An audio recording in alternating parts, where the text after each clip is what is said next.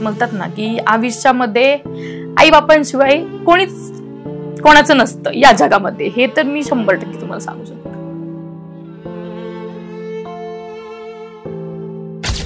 शेवटी किती काय झालं तरी आईचं कष्ट थांबतच नसतं. बाप असू दे किंवा नसू दे, आईचं कष्ट आई मरेपर्यंत असतं म्हणजे असतंच. प्रत्येक कलाकाराला, प्रत्येक व्यक्तीने चांगल्या वेनी, चांगल्या पद्धतीने बघावा. म्हणजे जी पब्लिक असते किंवा लोक असतात ती पण खूप वाईट कमेंट्स करतात, शिव्या देतात, घाणघाण पद्धतीचे आकार करतात. त्यांनी केलं तर सगळ्या गोष्टी चांगल्या आणि आम्ही केलं तर सगळ्या गोष्टी वाईट, असं का? कलाकारांसाठी असं का? किंवा ट्रोलिंग नाही केलं पाहिजे, किंवा बोलतात ना ते ट्रोल नाही केलं पाहिजे की ह्यांनी अशील चाळे केले म्हणून ह्यांना ट्रोल केलं पाहिजे. अशा पद्धती थांबवावेत असं तरी मला वाटतं. चांगल्या कमेंट्स करा, चांगले म्हणजे चांगल्या बोला. कारण का कसं असतं, कलाकार तो कलाकारच असतो. कलाकाराची जाणीव ही जो कला सादर करतो ना त्यालाच माहिती असते की कलाकार काय असतो, कोणत्या पद्धतीने करतो. खूप समाधान भेटतं, कारण का अनाथ म्हणजे त्यांना कोणी नसतं. मनाला म्हणण्यापेक्षा माझ्या आत्म्याला खूप शांती भेटते की त्यांच्या ताटात बसून एक घास त्यांच्यासोबत खाणं किंवा पूर्ण जेवण करणं, याच्यात मला खूप खूप खूप जास्त आनंद भेटतो. म्हणून मी हे सर्व करते. तरी तिचे जे पावलं होती ना माझ्याकडे पळत यायची, ते फक्त मीच बघायचे आणि मलाच आवडायचे. खूप म्हणजे खूप खूप छान होते ते दिवस. आज ती या जगामध्ये नाहीये आणि तिच्या आत्म्याला शांती भेटावा हे मी 100% देवाला मागत असते की तिच्या आत्म्याला पूर्णपणे शांती द्यावा.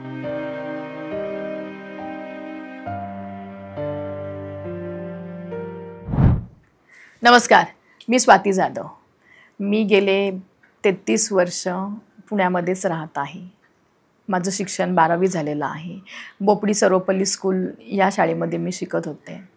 मी लहानाची मोठी पुण्यामध्येच झालेली आहे. मी एक ऑर्केस्ट्रा आर्टिस्ट आहे. माझी एक छोटीशी फॅमिली आहे, ज्या फॅमिलीमध्ये माझी मम्मी, माझा भाऊ, माझे पप्पा जे आता एक्सपायर झालेले आहेत, माझी बहीण, भाऊजे, त्यांचा छोटा मुलगा, माझी अशी छोटीशी फॅमिली आहे.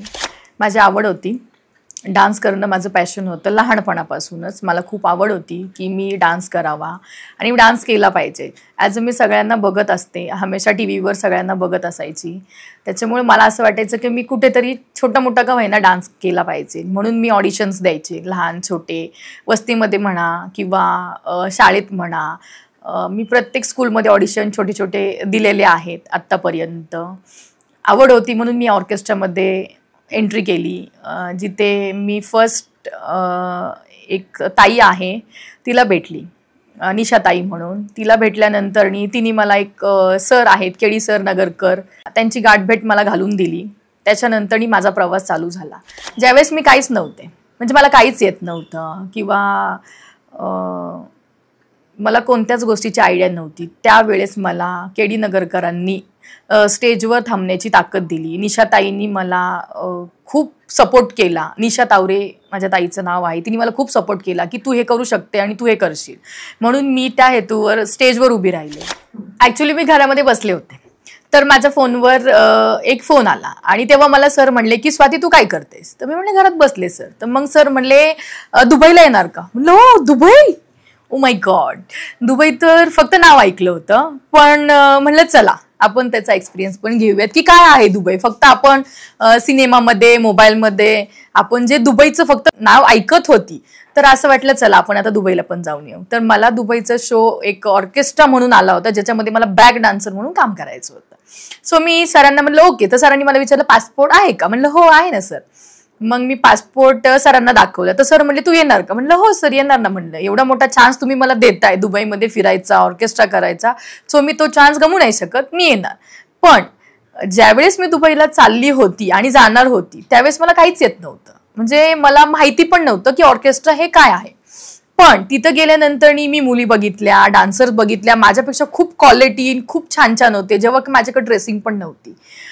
पण मी म्हटलं नाही, आपल्याला करायचंय, आपल्याला घडायचंय. त्याच्यामुळं मी काय केलं की थोडासा विचार केला, ओके आपल्याला जायचं आहे आणि आपण जाणार आहोत. मग मी सरांना पासपोर्ट वगैरे पाठवला. मग सरांनी माझे तिकीट बुक केलं. मग त्या तिकीट्स आल्या, मी बघितलं, म्हणलं ओ माय गॉड की मी आता प्लेनमध्ये बसणार आहे. मग ती खूप खुशी होती मला की मी फ्लाईटमध्ये फर्स्ट टाइम बसणार आहे माझ्या लाईफमध्ये. मग मी फ्लाईटमध्ये बसले. ज्या दिवशीचा माझा प्रवास होता, मी फ्लाईटमध्ये गेले, बसले, दुबईमध्ये उतरले.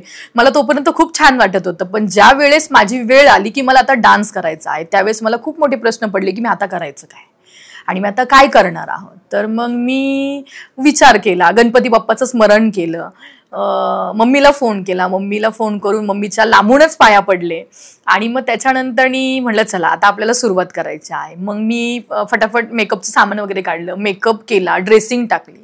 ड्रेसिंग घातल्यानंतर मला रूममध्ये सर आले. सर म्हणले स्वाती तुला ही ड्रेसिंग नाही करायची, तुला लीडची ड्रेसिंग घालायची. म्हणलं सर लीडची ड्रेसिंग का?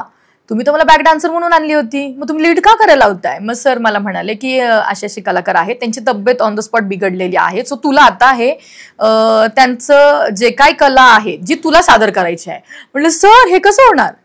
मग सर मला म्हणले आता तुला करायचंय, आता आम्ही तर आहोत पण तुला करायला लागणार. मी म्हणलं सर कसं करू मी हे, सांगा ना मला तुम्ही, आता मला तर हे जमत नाही. सर म्हणले तू कर, मी आहे.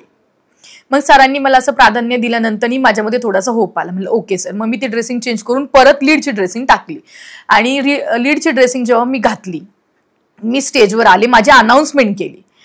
मी म्हटलं आता काय करायचं काय करायचं. बरं माझं गाणं होतं, असं मला गाणं करायचं होतं, पण त्या गाण्याच्या रिलिक्स पण मला माहिती नव्हत्या, फक्त मी ऐकायची टीव्हीमध्ये. मला तर माहिती नव्हतं की काय करायचंय. पण आता काय करू काय करू काय करू हा खूप मोठा प्रश्न होता माझ्यासाठी आणि खूप मोठा टास्क पण होता की मी काय करायचंय. मग मी खूप मोठा श्वास घेतला. म्हणलं नाही चला स्वाती आता आपल्याला करायचं आहे आणि आपण हेच केलं पाहिजे. चला आपल्याला जर इथूनच प्रसिद्धी भेटणार असेल तर आपल्याला हेच करायचं आहे. म्हणलं ओके डन. मग त्याच्यानंतर माझी एंट्री झाली. ज्यावेळेस माझी एंट्री झाली, मी ज्यावेळेस एंट्री केली की मी स्वतःला समजवलं की तुला आता हेच करायचं. मग मी एंट्री केल्यानंतर जो प्रतिसाद मला लोकांकडून प्रेक्षकांकडून भेटला, त्याच्यानंतर मग मी भरपूर गाणे त्या स्टेजवर इव्हन 7 दिवस ते कंटिन्यू करत आले. त्याच्यामध्ये मला खूप आवडच झाली. मग सरांनी मला बॅक डान्सर म्हणून डान्सच नाही केलं, डायरेक्ट सर बोलले की तू लीडलाच उभी राहा. म्हणजे इथे कसं आपल्या महाराष्ट्रामध्ये कसं सगळे बॉईज असतात, तिथे सगळ्या गर्ल्स होत्या. तुम्हाला सांगते इथे कसे आपल्या इकडे शिट्ट्या वगैरे होतात, मुलींची नावं घेतात, बरं हे गाणं लावा ते गाणं लावा, पण तिथे तसं नव्हतं. तिथे एकदम प्रोफेशनल डान्स होता की जर समजा एखाद्या मुलीचा डान्स तुम्हाला आवडला किंवा एखाद्या कलाकारचा डान्स तुम्हाला आवडला तर तिथं टाळ्यांचा गजगराज भरपूर होता की भरपूर टाळ्या वाजवायच्या. म्हणजे तो जो कार्यक्रम होता ना तो फक्त लेडीजसाठी ठेवलेला होता, स्पेशल लेडीजसाठी होता. कारण का आपल्या महाराष्ट्रामधले भरपूर लेडीज तिथे काम करतात दुबईमध्ये, सो त्यांच्यासाठी काहीतरी वेगळं म्हणून हा कार्यक्रम ऑर्केस्ट्रा तिथे ठेवला होता आणि तो सादर करण्यासाठी आम्हाला पुण्यातून दुबईमध्ये बोलवलं होतं. सो मला ती एक संधी भेटल्यामुळे मी त्या संधीचा खूप छान फायदा करून घेतला. हो घडलाय ना, भरपूर टाइम घडलेला आहे माझ्यासोबत. जेव्हा मला डान्स येत नव्हता तर लोक कमेंट्स करायचे ही काय नाचते. बरं मी मेकअप केला, मग मी मेकअप केल्यानंतर लोक मला म्हणले काय पांढरा मेकअप करती. इव्हन माझ्या खूप जवळचे कलाकार म्हणा किंवा मैत्रिणी म्हणा मला हसायचे, भरपूर हसायचे, पण मी म्हणायचे नाही, स्टॉप नाही व्हायचं, आपल्याला पुढे जायचं, इग्नोर नाही करायचं. मी प्रत्येक गोष्टी इग्नोर करत करत करत हा प्रवास इथपर्यंत आणला. तसं म्हणायला गेलं ना तर डान्स हे वाईट नाहीये किंवा घाणेरडं सुद्धा नाहीये. डान्स ही कला आहे, ज्यांना ज्यांना जमतं ते त्या त्या पद्धतीने सादर करतात. मग काही लोक त्याला वाईट नजरेने पकडतात, काही लोक त्याला चांगल्या नजरेने पकडतात, पण आम्ही एक कलाकार आहोत. आम्हाला डान्स हे आमचं तसं तर म्हणायला दैवत नाही म्हणू शकत, पण आम्ही मानलेलं स्वतःसाठी एक देव पण असल्यासारखंच आहे. डान्स कलाकार म्हणजे डान्स कलाकार म्हणल्यावरती ह्या सगळ्या गोष्टी आम्हाला सहन करावंच लागतात, फेस करावं लागतात, कारण का त्याच्याशिवाय तर पर्याय नसतो. कारण का डान्स आम्हाला करायचा असतो पण लोक त्याला काही वेगळ्या वेनी घेतात, काही चांगल्या वेनी घेतात. जे कलाकारांना चांगल्या पद्धतीने समजू शकतात ते एक कलाकार म्हणूनच त्या आर्टिस्टला बघतात. नाही इग्नोर करायचं, कारण का आम्हाला पुढे जायचं असतं, त्याच्यामुळे आम्ही प्रत्येकाला तर फेस नाही करू शकत. एखाद्याने शिवी दिली किंवा एखाद्याने घाण कमेंट केली तर प्रत्येक वेळेस आपण त्या व्यक्तीला किंवा त्या लोकांना आपण असं नाही बघू शकत. कारण का आमचं काय असतं, आमचा 3च तास कार्यक्रम असतो, तर त्या 3 तासामध्ये आम्हाला भरपूर परफॉर्मन्स करावं लागतात, लोकांना खुश करावं लागतात. कारण का जे लोक आम्हाला तिथं आर्टिस्ट म्हणून बोलवतात आम्हाला त्यांना 100% द्यावं लागतं. त्याच्यामुळे प्रत्येकाला आपण जर बघत बसलो की याने शिवी दिली तर याला रिप्लाय दिला पाहिजे, सो आम्ही ते गरजेचं नाही समजत आणि त्याला इग्नोर करून आम्ही आमचं कला कंटिन्यू करत असतो. जरी आमच्या कलाकाराकडून एखादा अश्लील डान्स झाला किंवा अश्लील चाळे झाले तर आम्ही आमच्या पद्धतीने पूर्ण प्रेक्षकाला, पूर्ण महाराष्ट्राला माफी म्हणजे जी पब्लिक असते किंवा लोक असतात ती पण खूप वाईट कमेंट्स करतात, शिव्या देतात, घाणघाण पद्धतीचे आकार करतात. मग आम्ही पण कलाकार आहोत ना, आम्हाला पण मन आहे, आम्हाला पण तन आहे की आम्ही चुकी केली तर आम्ही त्याची माफी मागायची. आणि जर बाकीच्या लोकांनी केलं तर मग त्यांनी माफी नाही मागायची किंवा त्यांनी केलं तर सगळ्या गोष्टी चांगल्या आणि आम्ही केलं तर सगळ्या गोष्टी वाईट, असं का? कलाकारांसाठी असं का?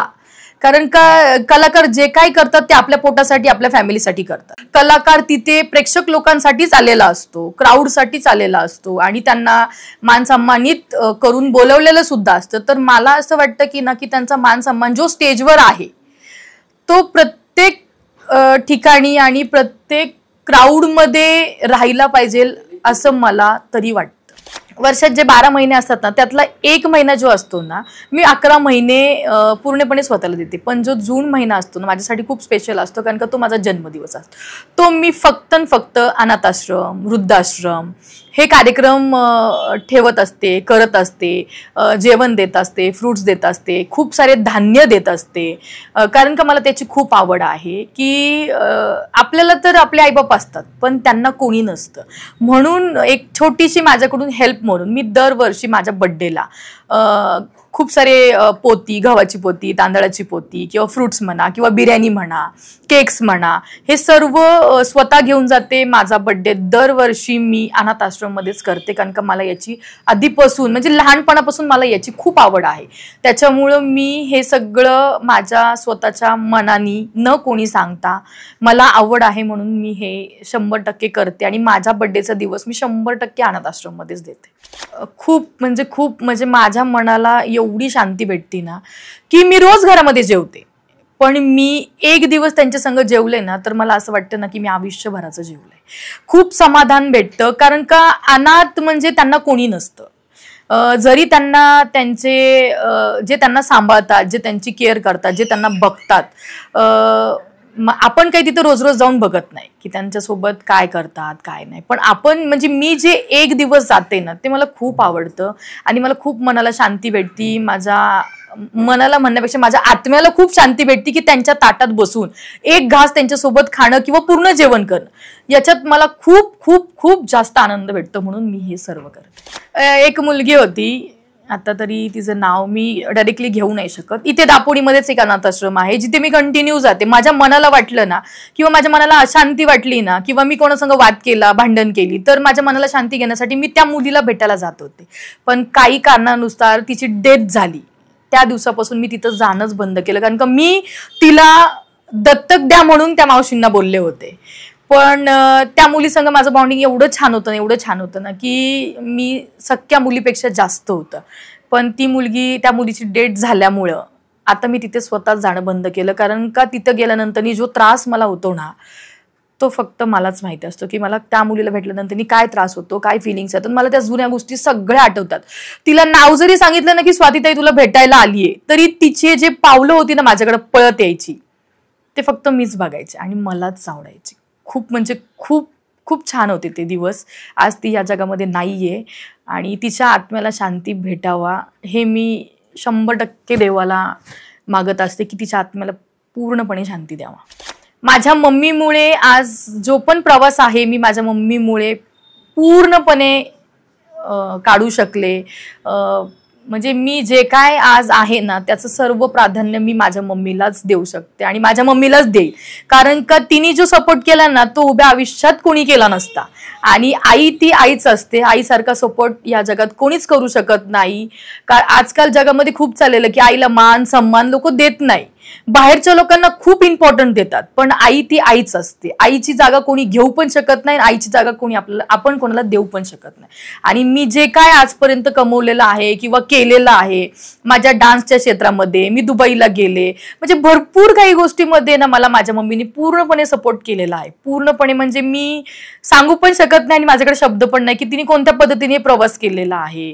तिने धुणे भांड्याची कामं केली, आम्हाला जे पाहिजे ते दिलं किंवा शिक्षण केलं, धुण्या भांड्याची कामं करून तिने आम्हाला शिकवलं.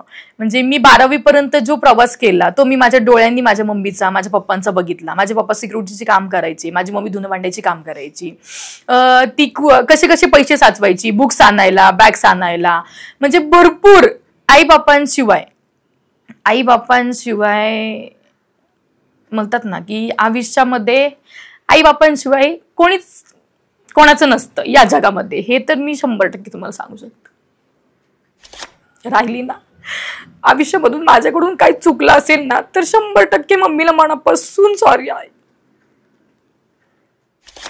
मम्मी पप्पा असताना पण कधी कमी नाही पडली आणि पप्पा नसताना पण, आणि पप्पा गेल्यानंतर तर ती एकटीच पडली पूर्णपणे, आणि तिचा आधार फक्त मीच होते एकटी, जो मी कधीच सोडला नाही आणि मी कधी सोडणार पण नाही. माझ्या मम्मीने खूप कष्ट केले लहानपणापासून आम्हाला इथपर्यंत आणण्यासाठी, आणि पप्पा एक्सपायर झाल्यानंतर सुद्धा अजून पण ती तेच कष्ट करते, कारण का आम्हाला कुठे कमी नाही पडावं म्हणून. शेवटी किती काय झालं तरी आईचं कष्ट थांबतच नसतं. बाप असू दे किंवा नसू दे, आईचं कष्ट आई मरेपर्यंत असतं म्हणजे असतंच. मला भविष्यामध्ये असं काय करायचं आहे ना की ज्याच्यानी मला आणि माझ्या मनाला पण खूप शांती भेटेल आणि मला काहीतरी केल्यासारखं वाटेल. जसं की मी डान्सर आहे आणि मला खूप कमेंट्स येतात की ताई तू क्लास का नाही घेत, ताई तू एवढे एक्सप्रेशन छान देतेस, मग तू शिकवत का नाही, आम्हाला तुझ्याकडे डान्स करायला खूप आवडेल, किंवा तू शिकवले तर आम्हाला शिकायला पण खूप आवडेल. मग मी हा विचार करते की काहीतरी केलं पाहिजे, आपण काहीतरी केलं पाहिजे. मी आता सुरुवात केलेली आहे. म्हणजे मी आजपर्यंत एक कलाकार आर्टिस्ट होते, तर मी त्याच्या पुढचा थोडासा प्लॅन केलेला आहे की मला असे आणि असं करायचं आहे की जसे म्हणतात ना की काही लोकांकडं पैसे नसतात किंवा डान्स क्लासची फी नाही पे करू शकत, किंवा गरीब लोक ज्यांना आवड असते की आता मला डान्स शिकायचा आहे पण आता मम्मी पप्पा एवढे पैसे नाही कमवत, मग आपण फी कशी भरायची किंवा आपण काय करायचं. तर मी अशा गरजू लोकांसाठी फ्री ऑफ कॉस्टचा डान्स क्लास खोलणार आहे. या बाबतीत माझी आहे म्हणजे कल्पना आहे की मी हे काहीतरी असं करावा की ज्यांना गरज आहे आणि ते करू शकत नाही, त्यांच्यासाठी मी काहीतरी केलं पाहिजे. अशी माझी तरी एक आत्तापर्यंत म्हणजे आता तरी एक छोटीशी स्टार्टिंग आहे जी मी करणार आहे. अशी माझी खूप कळकळीची नम्र विनंती आहे की प्रत्येक कलाकाराला प्रत्येक व्यक्तीने चांगल्या वेनी चांगल्या पद्धतीने बघावा असं मला तरी वाटतं. किंवा ट्रोलिंग नाही केलं पाहिजे, किंवा बोलतात ना ते ट्रोल नाही केलं पाहिजे की ह्यांनी अशील चाळे केले म्हणून ह्यांना ट्रोल केलं पाहिजे. अशा पद्धती थांबवावेत असं तरी मला वाटतं. चांगल्या कमेंट्स करा, चांगले म्हणजे चांगल्या बोला, कारण का कसं असतं कलाकार तो कलाकारच असतो. कलाकाराची जाणीव ही जो कला सादर करतो ना त्यालाच माहिती असते की कलाकार काय असतो, कोणत्या पद्धतीने करतो. मला तुमच्या माध्यमातून एकच गोष्ट सर्व कलाकारांना सांगायची आहे की आपण सर्वांनी मिळून आपल्या महाराष्ट्राची कला संस्कृती जपावी, आणि ती कशी कोणत्या आणि चांगल्या पद्धतीत आपल्याला जपायला आली पाहिजे याचा आपण सर्व कलाकार मिळून एक प्रयत्न करावा. धन्यवाद.